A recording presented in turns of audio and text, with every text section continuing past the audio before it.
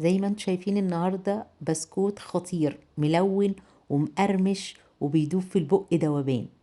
انا جيهان، لو لسه اول مرة تشوفوني ياريت تشتركوا معايا على القناة ويلا نشوف المقادير.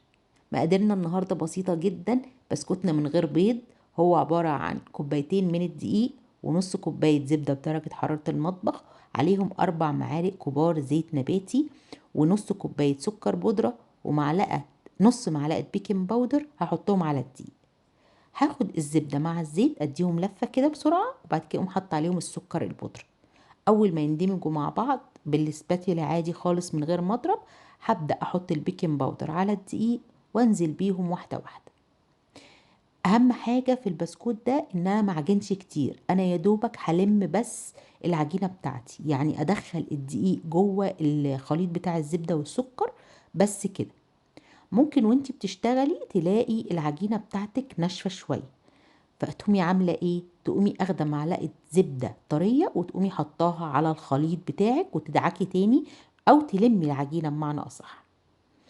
بعد ما توصل معاكي للقوام اللي انت شايفاه ده هتلاقيها مفرفطة، بس لو ضغطتي عليها بتعمل معاكي كورة كده، شايفة ازاي؟ بنفس الشكل اللي انت شايفاه في الفيديو. انا هنا قسمتهم ل3 علشان انا هعملهم 3 تلوين.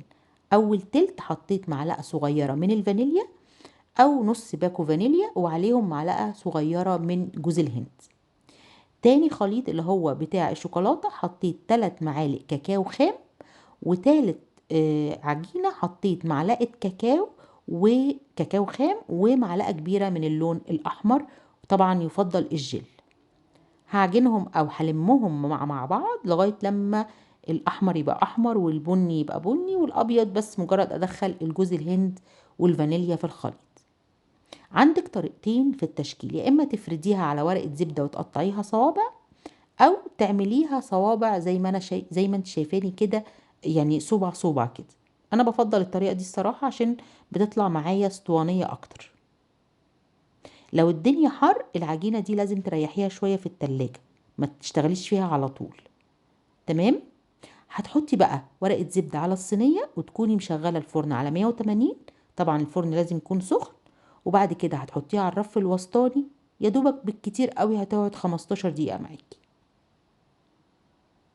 هنا بقى شكلت كله.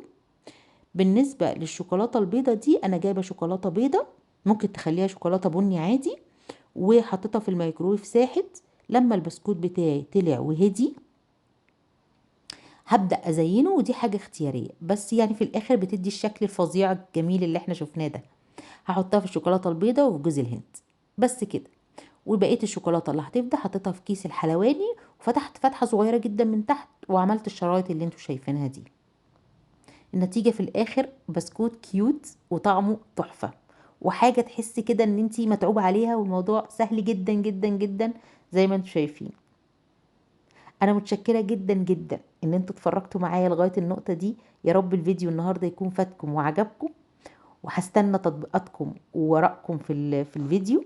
كان معاكم جيهان الشناوي، اشوفكم في وصفات تانية سهلة وسريعة. والسلام عليكم ورحمة الله.